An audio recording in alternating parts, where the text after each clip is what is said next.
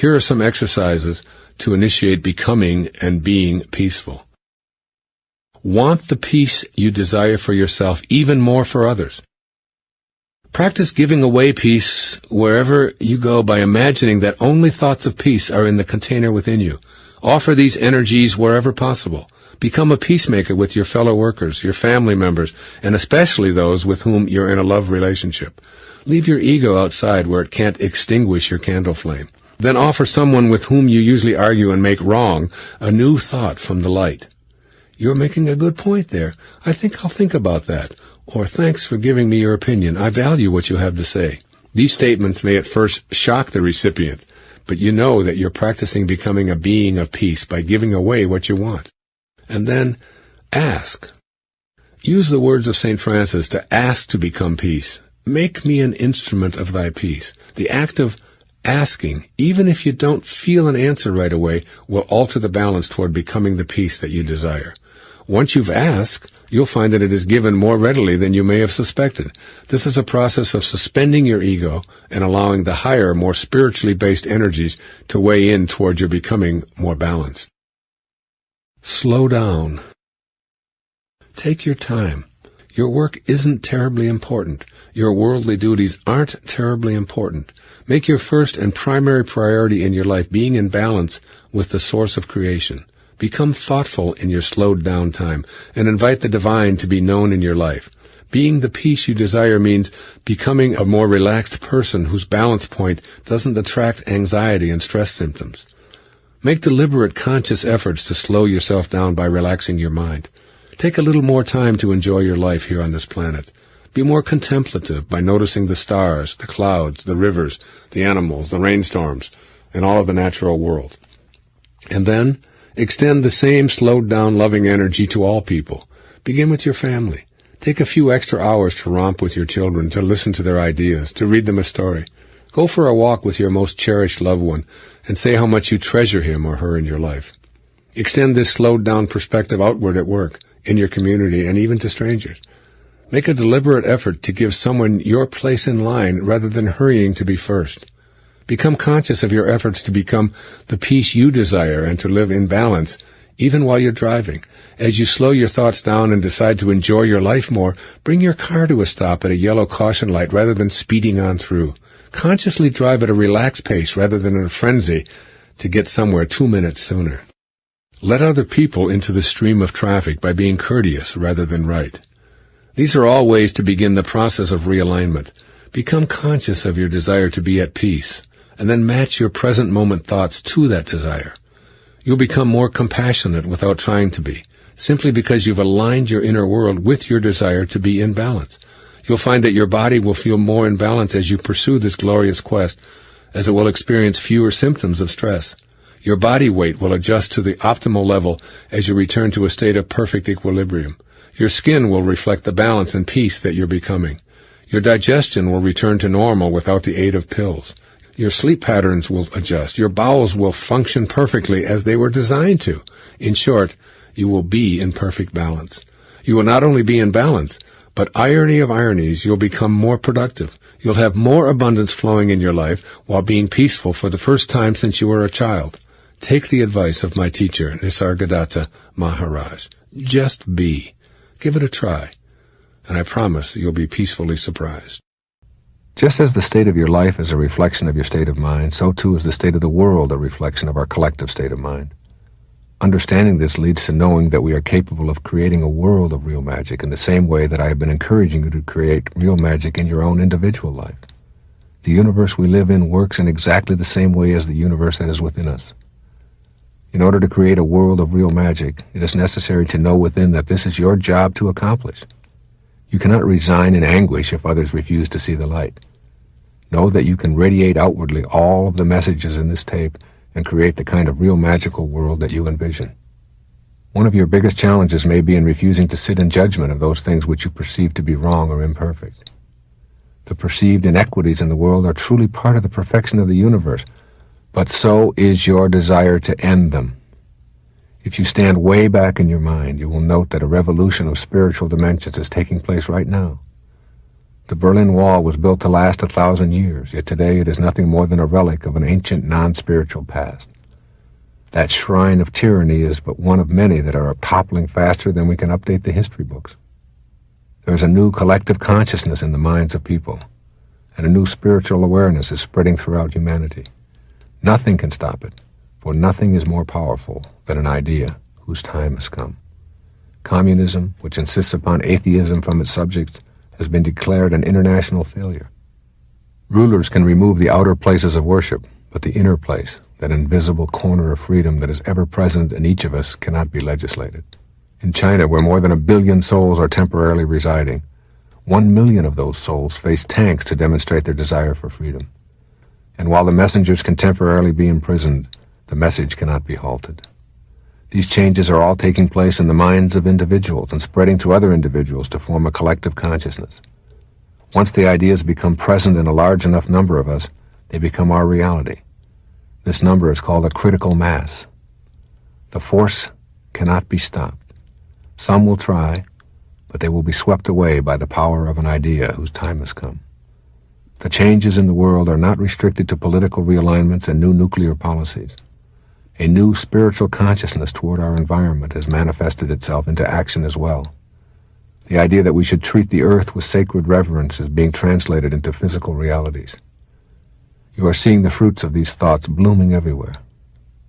All of the changes that you see taking place around you, which reflect a growing concern for the individual, for a peaceful, safe, harmonious world, are part of a glorious revolution that is taking place first and most importantly in our thoughts. You are a part of that process. Whatever thoughts you have can and will be spread to those around you. You influence the physical world with your thoughts. Of that you should be most convinced, having listened to this tape. If this revolution, this new way of being, is to take hold and overcome all of the remaining non-spirituality that infects the world, it will have to reach a critical mass in all areas of our existence. The most important question to be asking yourself as you look to find your own place in this spiritual revolution is, how do I see the world I live in? If you want, you can deny the spiritual revolution I have described, and instead see a world that is slowly but surely deteriorating into a non-spiritual morass. That will be your experience of the world you live in. Yet those who see the light of the world view the dark spots as merely potential light. Where is your place in the spiritual revolution? You are here on purpose to help make these changes manifest more profoundly and permanently into the consciousness of all of mankind. Your place in this revolution will solidify if you fill yourself with love. You must be able to radiate outward all that you are gaining in your spiritual consciousness. You have the power to do just that if you make that choice. As you do this on your own personal and local level, you will find yourself expanding and reaching more and more people. That is precisely what has been happening with all of the spiritual revolution changes that you see around you. You are truly the world, and your thoughts do make all the difference in this world. Have reverence for your mind. Treat your invisible inner reality with sacred, blissful appreciation. In all that I have said about creating real magic, nothing is more important than your coming into contact with the higher part of yourself. At first, you will very likely reject this notion of yourself as a miracle worker in the worldwide realm of real magic. Increasingly, however, people are believing in their own divinity and trusting in the divine wisdom that created them. They are helping to create the spiritual revolution that is now occurring. You, one person with a vision, are like a pebble in a stream, moving ever outward to infinity, impacting on all who come into contact with that ripple, which creates the spiritual world I believe in so strongly. You make all the difference in the world. Your presence here is a divine necessity, perfect and purposeful. This is your miracle-making in action. By aligning yourself with your spiritual side first rather than secondarily, you will radiate out that peace that is within. You will not be dissuaded from your mission just because others are not with you.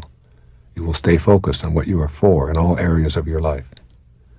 The bad news, the emphasis in the media on tragedy and pessimism will not capture your attention. You will note these as areas for improvement, but your inner divine self will be noting also how many acts of healing, kindness, and friendliness outnumber those of suffering. It truly thrills me that I have been able to create this work on real magic from within my mind. It has been a magical journey for me. I shiver inside with the awareness that it can make a difference in your life and in the entire physical world we are all immersed in. My closing quotation is from the ancient writer Philo. Households, cities, countries, and nations have enjoyed great happiness when a single individual has taken heed of the good and beautiful. Such people do not only liberate themselves, they fill those they meet with a free mind. You are that single individual, becoming a spiritual being and taking heed of the good and the beautiful. You will indeed fill yourself and those around you with a new freedom in their minds, the freedom to create real magic. God bless you. Most college majors, when you study, there's a very high percentage of people who major in something in college end up doing something completely different. I'm one of them. It's really about allowing. That's how Abraham puts it. It's just about allowing. It's just having a knowing. A knowing means there's a banishment of all doubt. One of the keys to higher awareness, banishing the doubt. Just letting go of that and just allowing it to flow, that there's an opportunity. I was telling my daughter, the one I spoke about earlier, who's had addiction issues and so on, who's trying to just get herself back after this program and get a job. And she said, it's just so hard to get a job. I said, if you just look around, I said, just look around at, within a mile of where you are. And the next day she called me back and she said, Dad, she said, I got a job. I said, what are you doing? She said, I'm working at a motel. I said, what are you doing in the motel? She said, whatever it is that they want me to. I just walked in there and said, you know what? I just went through this program and I would just like to do something, like anything at all that I can do. And all of a sudden she's carrying around keys. This is her second day on the job, and she's only getting paid a minimum wage. It doesn't make any difference what she's being paid. The idea is that there are opportunities in every single moment of our life, but if you're filling your mind with it can't happen, it's not for me, this is a tough economy, things are going bad. If this is the way that you think, it's like, what is the slogan that I'm probably best known for? When you change the way you look at things, the things you look at change. It's a quantum truth. You just change the way you look at it all and say, you walk into a McDonald's and you're working at the French fry machine, and the person that I'm talking about being is thinking, how am I going to own this place? I got to learn French fries first, and then I got to learn how to grill the hamburger, and then I got to learn it all. So I'll just learn all of that, and then I'm going to figure out a way to own this place. And this is how they're thinking. Their mind is constructed that way, instead of looking at the things as wrong and I can't do it and it's not possible and I don't have any opportunities. There are opportunities in every moment. I could go for 2 hours and tell you how the very first book how Your Erroneous Zones got published. In 2 minutes I can tell you that I was given an appointment I took the manuscript that I had written in 1974 that I told you about earlier and took it to my agent, Artie Pine, had arranged for me to have a meeting with a man named Paul Fargus at T.Y. Kroll Company in New York City. And I went there, and Paul was so depressed and so upset, and he was just broken down. And I was a therapist. I had a practice there, and I was there to have him see if he would be willing to publish my book. So it was supposed to be about me. And this man was, you could just see, and I forgot about the manuscript, and I spent 3 hours counseling him and talking to him and telling him, because the night before his wife had said she wanted a divorce, and they had 2 children, and he was just so broken up he just didn't know if he could even make it. And we talked for a long time. He became one of my best friends, and I talked to him and helped him through that whole process. And my agent called me after the meeting. He said, so how did it go? How was your meeting? Are we going to get this book published? You think they'll publish it? And I said, forgot to talk about the book. Never mentioned it. He was so angry at me. It was the only time he was really angry at me. He said, do you know what it took for me to get this appointment for you? You're a nobody. Nobody even knows who you are. And you're not talking about the book. You've just blown the biggest opportunity you ever had. And that same evening, Paul called Artie and told him, I don't care what his book's about, I want to publish his book. It's a true story, true story. So it's like, when you forget about yourself, I mean, what's the lesson in that? You know, when you let go of what's in it for me, and the mantra of the ego is, what's in it for me? How much more can I get? What about me? How about me? I want some more. The mantra of the higher self is, how may I serve? What may I do for you? And when you do that, everything shows up for you. That's when you follow your excitement. And when your excitement, what did I say yesterday? When you follow your excitement, you will be supported and it will be effortless. Because you are now aligned with God. That's what God is, your excitement. What excites you? And what excited me in that moment, back in 1975, when I had that meeting with Paul, what excited me was what excited me every day when I had my practice and my patients would come in and I would talk to them, is helping somebody to get over what seems like a trauma that is just irresolvable. The stewardess was standing there and she said, oh no. Oh no. She knew who I was. I had been talking to her. She said, this is what I dread. I said, what's the matter? She said, there's 176 people on this plane. Every one of them is going to say something nasty to me when they get off the plane. They're going to blame me, they're going to blame the airline, and they're going to... I said, but you don't have to let that in. She said, what are you talking about? I said, well, you've got 2 packages, 2 suits that are protecting you from anybody coming to you with that disharmony. She said, what do you mean? I said, well, you got your uniform. I said, that's one package, and that's over the other package, which is your body, and then both of those are protecting or covering who you really are, which is how you choose to process all of this and how you choose to think and who you really are. I said, each person that comes up by you and says something negative or nasty, you can just let that only be a message to your uniform, to your package. That's not me, and you can remind yourself, they're not talking to me. They can't get to me with that stuff. They can't have that. I don't let anybody come to me unless they come with love or harmony to who I really am. So you can just say, well, I'm very sorry, and have a good... And it's like, and you say, well, they didn't get to me, and they didn't get to me. They're not reaching me with that. And sure enough, she stood there and she watched as 176 people got off, and I'd say 150 of them said something nasty to her on the way out. And each time she just sort of smiled and said, yes, well, it'll be 2 hours. And she gave them instructions on where to go. And when it was all done, she sat down next to me. She said, that was fantastic. It's the first time that we've ever had a circumstance like this where I didn't let it bother me. I said, you don't have to let that stuff into your life. And it's just like in the meditation in the field. When those thoughts start impinging on the field, the pastel that you have created, you don't have to let them in. They bounce. I do it all the time. When I'm driving, and if anybody gives me... I don't take any of that inside. I just say, oh, that's them, and that's how they're reacting to my form. Having a quiet mind, in a practical sense, is really understanding that what I'm talking about is not just for discussion. It's for application.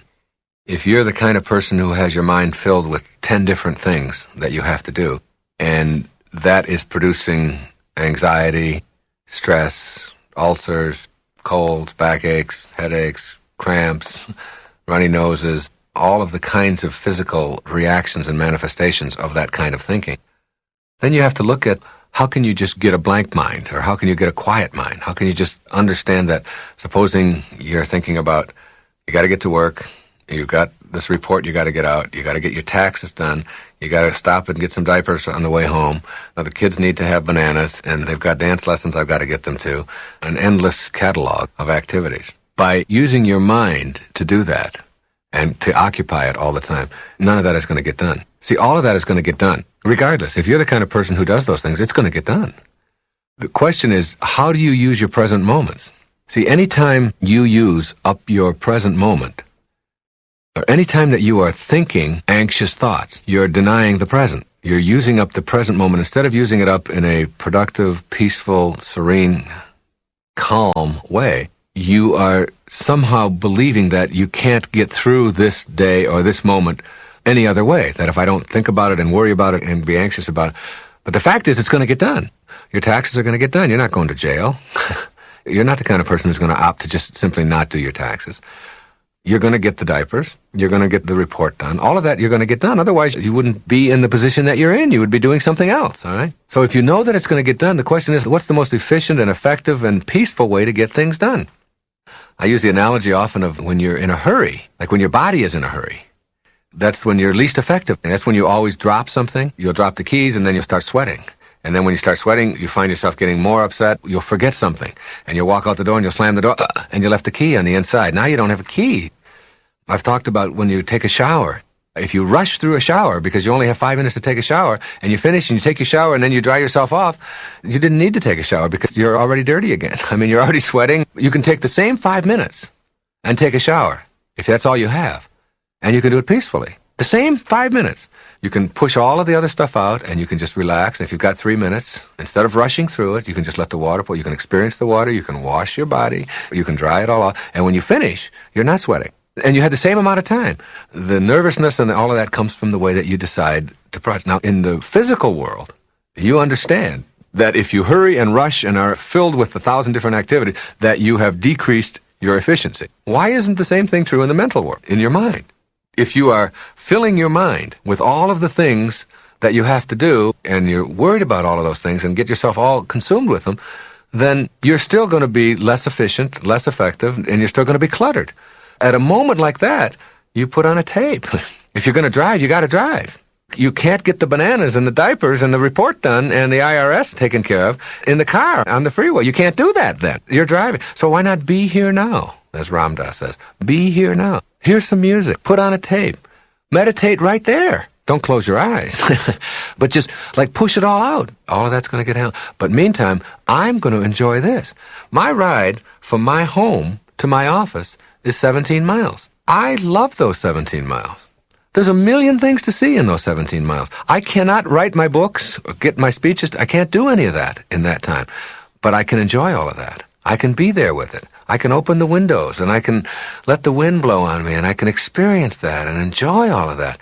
And when I get to where I'm going, if I've got to get the report done, I'm now prepared to do it.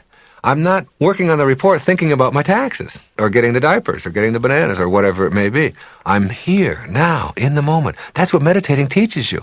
Being here now in the moment. Quiet, joyful, peaceful. When you're there and you get your mind trained to do that, that isn't just like something you do for 15 minutes a day just to give you something to do for that 15 minutes. That carries over into everything that you do. The first is that force always creates a counterforce. Force creates a counterforce, whereas power is always creates grace. Grace and power, over and over again, he reports the research, that power is something that will bring grace, that will bring God, will bring consciousness to the presence of it, whereas force always creates a counterforce. So that when you have a force, that is, if you react with shame, if you try to make your children feel ashamed, what are they going to do back? They resent, and what are they going to try to do to you? Some way of making you feel ashamed as well. It happens every time. You just have to watch it. You try to shame them and watch if they don't try to shame you. You said I couldn't do that, and you have to be punished for that. But you did that. You said this right away. Shame creates more shame. You've created a lowered energy field. They're weakened, you're weakened, and it works not just with shame, but with fear, with anxiety, with anger. Every time we use any of these, a counterforce is created. The second quality is that force is always loud, aggressive, whereas power is silent. That you raise energy levels through silence. And there's very little movement required when you are empowering. Whereas when you get louder, screaming, aggressive, more outgoing, and so on. The third is that force is always moving against something. That's what force is. So whatever it is that you have, we have to move against it. We have to mobilize our forces and defeat it. Whereas power does not move at all. The fourth thing is that force is always incomplete. Therefore, it must be fed energy. You must constantly feed energy of force. You must constantly be talking to it. You must constantly be upgrading it. You must constantly be trying to make it attract more energy. It's always demanding of energy. Whereas power is total and complete, requires nothing from outside itself. Power does not demand anything out there, not any weapons. It doesn't need any arguments to win. Power is that which you are connected to silently. The fifth, force always makes demands. Whenever you are in force, and if you look at any of those emotions and energy levels below 200, you will see that there's a demand to each one of them. Whereas power has no needs whatsoever. It is at peace. The sixth is force is constantly consuming. It has insatiable appetite. It is constantly demanding more. And in the process, it consumes, and in the process of consuming, it destroys. Power is always content, makes no demands, and needs nothing to consume. 7. Force always takes energy away. It takes your energy and takes it with it.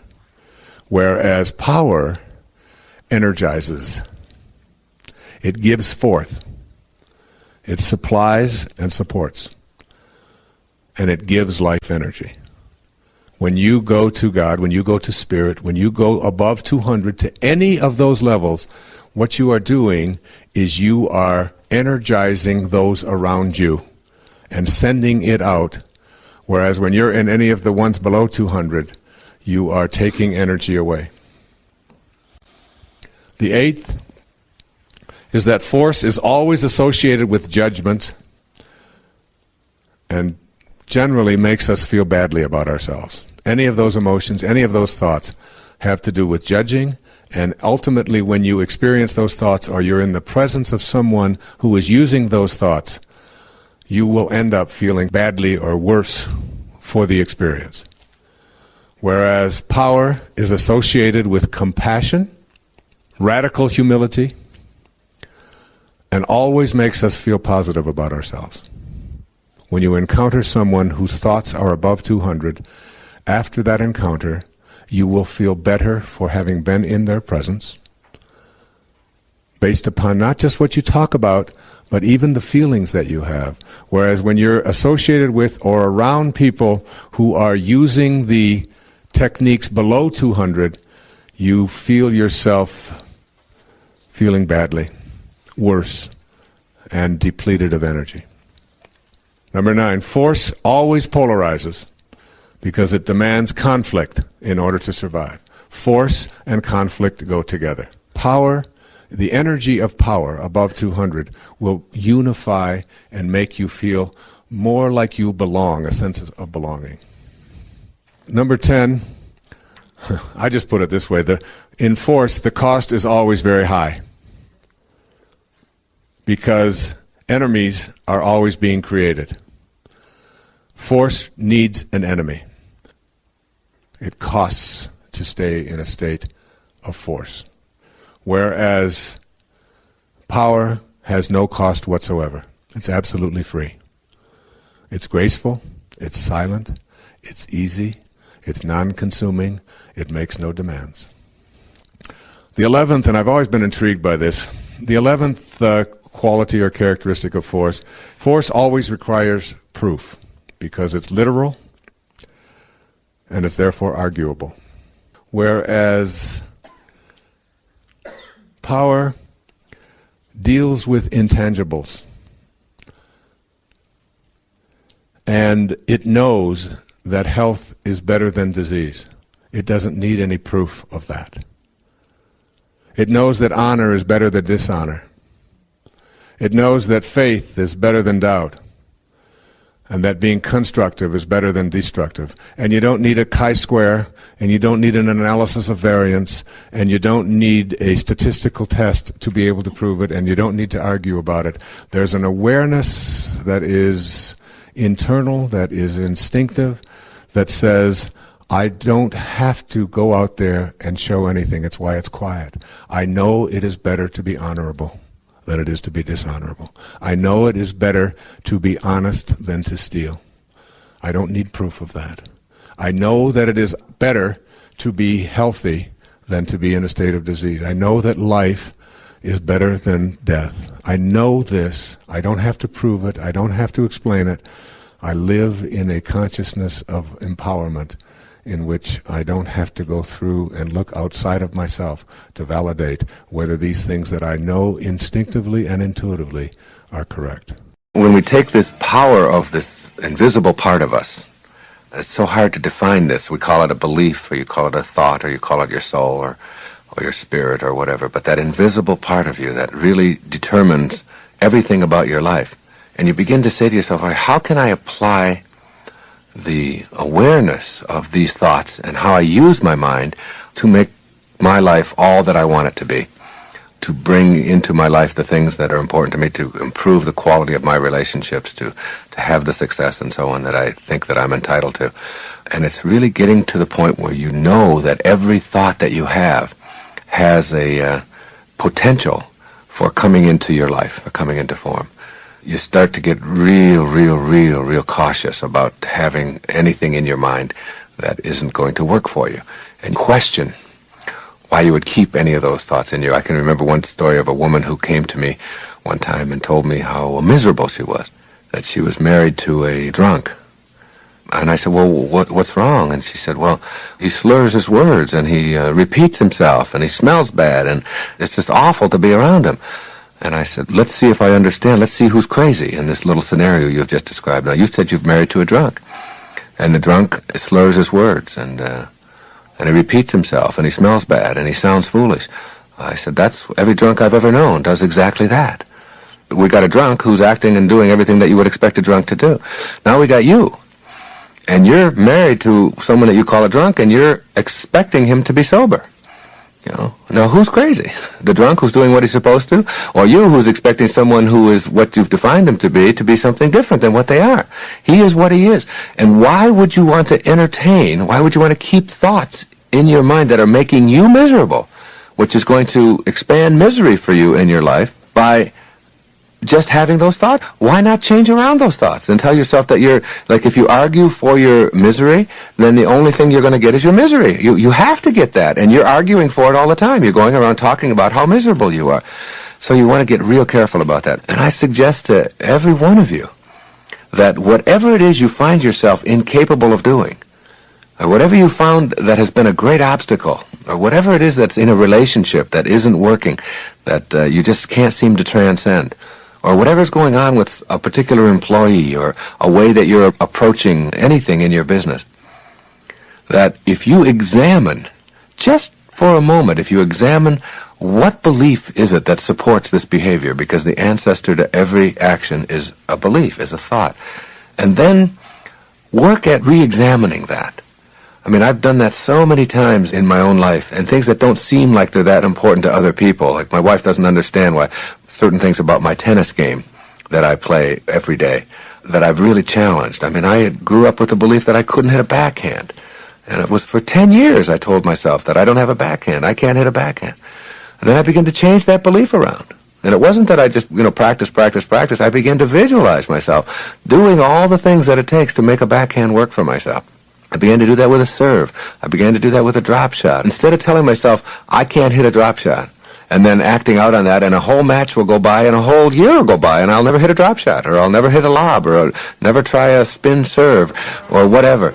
If you keep telling yourself that you can't do something, you act on that belief, and whether it's just a silly little thing like improving your tennis game, which isn't so silly if you're making your living off of it, or if you're coaching it, or any other skill area, or anything in your life, change around the thought, as you think, so shall you be.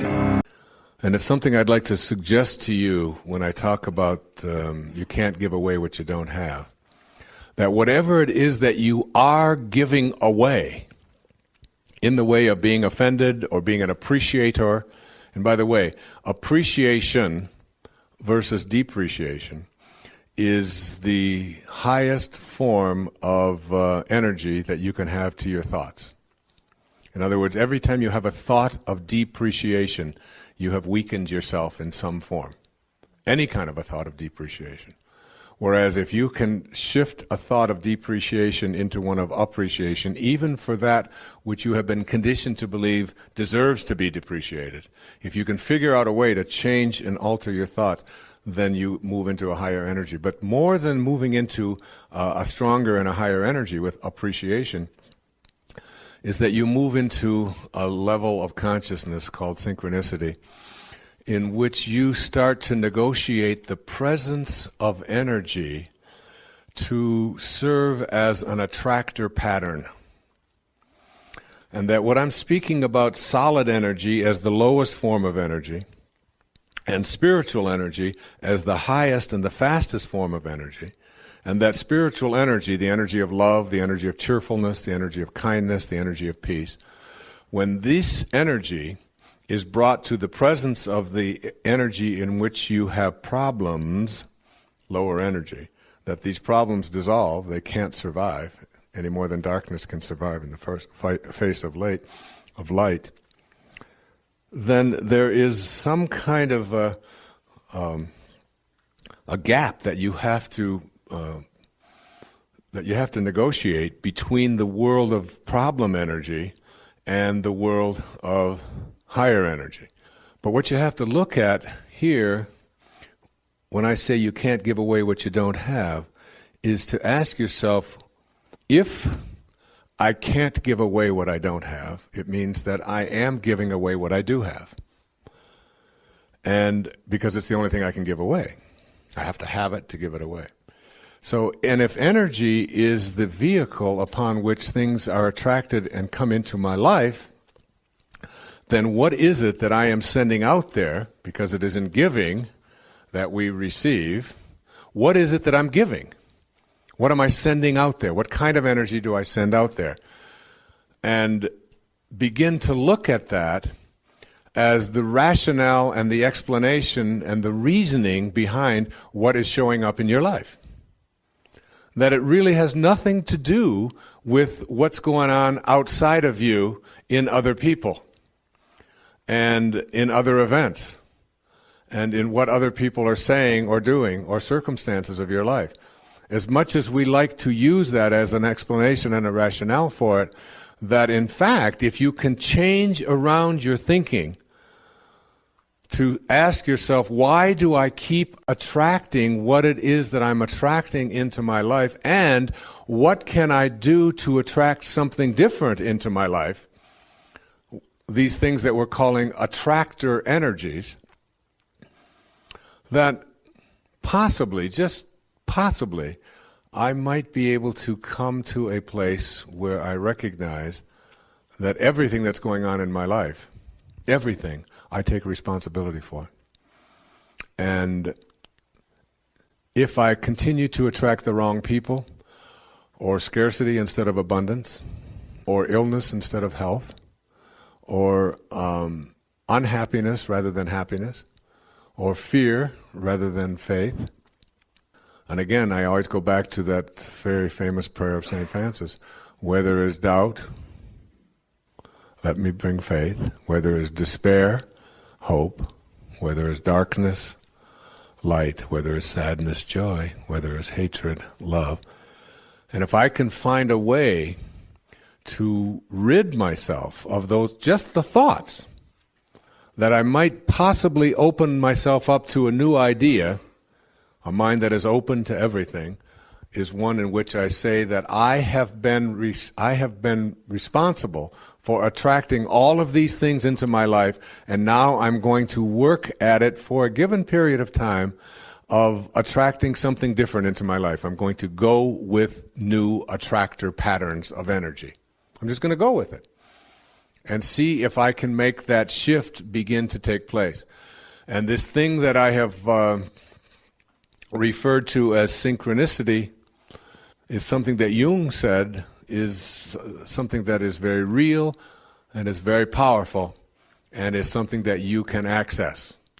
Which means that as you reach a faster energy yourself, you see, if everything is energy and nothing happens until something moves, and everything is moving, then you yourself are just a great big bundle of energy. You are just vibrating. And if you are a bundle of energy, if you buy this idea that your hand and your feet and your eyes and your entire body is really nothing more than a series of very, very tiny subatomic particles all moving together very fast with spaces between them, and you see that and you can get that, then you recognize that there's got to be a frequency at which you are vibrating. It's got to be vibrating at some frequency. And if you can also accept the idea that if I could move to a faster and a higher, more spiritual energy, that I will literally change the vibration at which I am vibrating, then it begins with the thoughts. It begins with how I am processing and thinking thoughts, that I can absolutely get to a place where I can start to radiate out different kinds of energy. If I had a woman from Holland who came over to see me, whose husband had left her after 25 years. She had 4 children, and she just had been on the verge of suicide. And she was losing weight, and she was depressed, and she was taking all kinds of drugs for it, and she was getting sicker and sicker because she just couldn't get over it. And she came to a book signing that I was doing at a bookstore down in Florida. And she said, "You've got to say something to me. You've got to say something to me that will help me to get over this." And I told her this line. I said, "Give up your personal history. Merge yourself here, now, into this moment. And those 25 years are something, if you want to understand how to do it, think of your past as, this hat. And this is your past.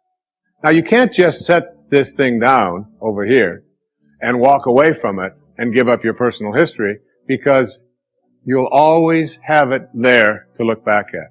What you do is you pick up your past and you embrace it. You understand it, you accept it, as I had to go through these things that I had to go through in order for me to get to this place today. And the evidence for that is that I did. You don't need any more evidence. You did. And then you toss it. You toss it. You embrace it, and you toss it. And you merge into the now by giving up your attachment. And some of you have heard me use the metaphor of the wake. Alan Watts talked about the wake is not what drives the boat. The wake is just a trail that is left behind. That's all it is. And so is the wake of your life. And the wake doesn't make the boat go, and neither does the wake of your life the reason why your life is going in the direction that it is. The wake is a trail that is left behind, and it's an illusion to believe that it is the cause of your suffering or your struggles or your difficulty. Give it up. Let it go. Embrace it, understand it, get help doing that if you must, and then move into the now. Wisdom is avoiding all thoughts which weaken you. You know, every thought has an energy, just like everything else in the universe. And if you have a thought of shame, it will weaken your muscles. And what is your heart but a muscle? If you raise a child to believe in shame and feel ashamed of themselves, every time they think that shameful thought, they will be weakened. And if you have a thought of fear, and if you have a thought of stress, and you have a thought of anguish and anxiety, all of these thoughts and many more are the thoughts that will always weaken you. When you are having a thought that you know is disempowering you, shift it. Shift it to one that is empowering rather than disempowering. And the thoughts that empower are thoughts of neutrality and willingness and love, and ultimately thoughts of divinity. And when you see a troubled person who is out there struggling at the highest level of unity consciousness or God consciousness, or spiritual consciousness, you recognize yourself in all that you see. There, but for the grace of God, go I. And I am connected to that person. Changing your thoughts.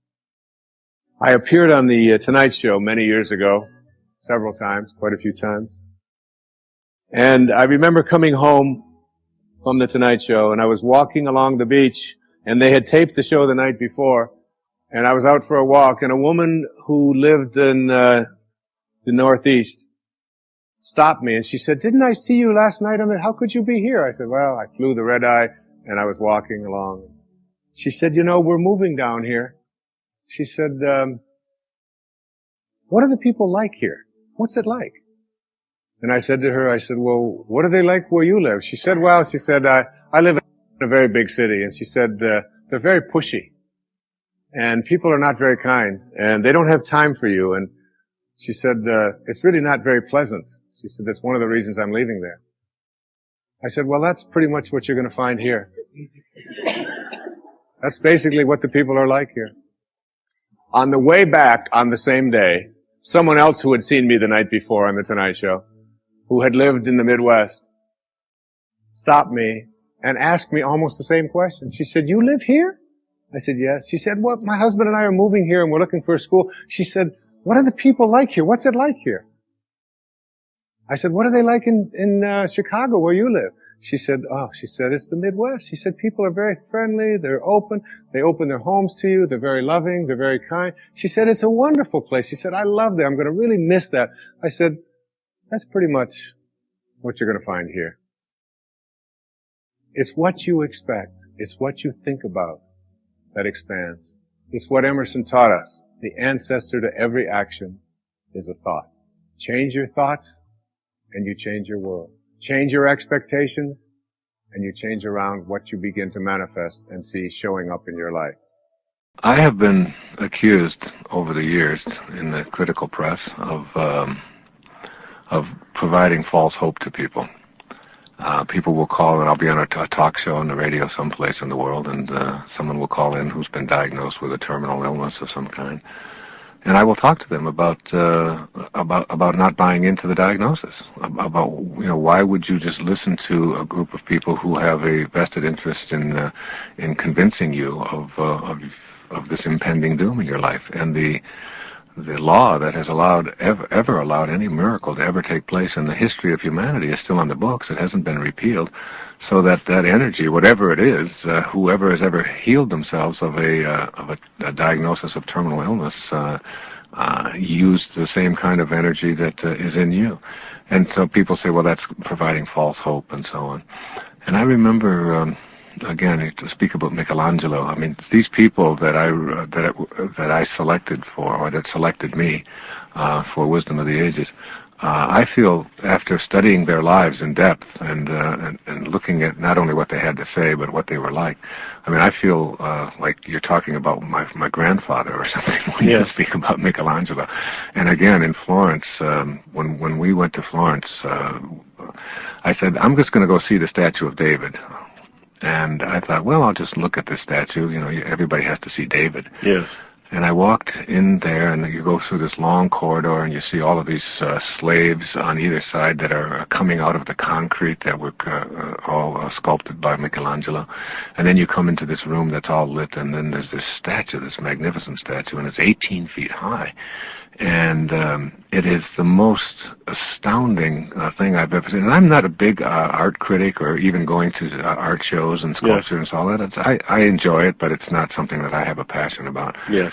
Well, 4 hours later, Michael, I was still standing in front of that statue. My wife and my 3 daughters were out there climbing El Duomo and buying shoes and doing all the things that you do when you're in Italy. Right. And they came back and they said, Dad, come on, we have to leave. And I felt like I couldn't leave that place. It was such a beautiful experience. I mean, you can see every vein in in this thing, and it's it's just a magnificent experience. So when they ask, there's this wonderful quote that they ask Michelangelo, how could you have created such a perfect specimen of sculpture from one piece of marble? His famous quote is that David was already in the marble. I just chipped away the excess. Yes. And that there's a David inside each and every one of us. Yes. And this idea of if you're, the greater danger is not that our hopes are too high and we fail to reach them, it's that they are too low and we do. And most people see themselves in terms, they don't see, I think you should see yourself as a saint. And I think a person ought to be envisioning themselves as capable of doing anything. I think it's possible to excel in every area of life. That is, you don't have to sort of restrict yourself to one area. I think you can enjoy going to a National Football League game in the afternoon and going to the ballet in the evening. Yes. And people say, well, you're a speaker. Usually speakers, and you get paid a lot for speaking, so usually speakers are not good writers, or because one is introverted and supposedly and one is extroverted. And I have often thought, why can't you be a really fine writer and a great speaker as well? Sure. And why can't you be a great athlete and a poet as well? Why not? And most of these people, like Goethe and Michelangelo and Da Vinci and Shakespeare and Pope and so many of these people, these were people who were masters at 1,000 different things. Isn't that interesting? How we, like in medicine now, I mean, now you have a specialist who specializes in the right finger, Right, exactly. Yes. We have hand specialists, we have foot specialists, and nose specialists, and imagine going to school for years and studying only the hand. Yes. Whereas here was Da Vinci or Michelangelo, and they studied, they were anatomists. I mean, they studied anatomy, and were medical people. They studied the way that Michelangelo learned about, how to do sculpture was by examining cadavers. They would literally steal the cadavers and go through, and he would examine them. And it's like when you discover the greatness that's in yourself, and not restricting yourself in any way. And not enough of us can think of ourselves as being able to excel in all areas and to have high hopes about virtually everything. Because High Hopes is not just a song that Frank Sinatra sang with a bunch of kids. High Hopes is being able to visualize and see for yourself what it is that you'd like to be able to accomplish in your life.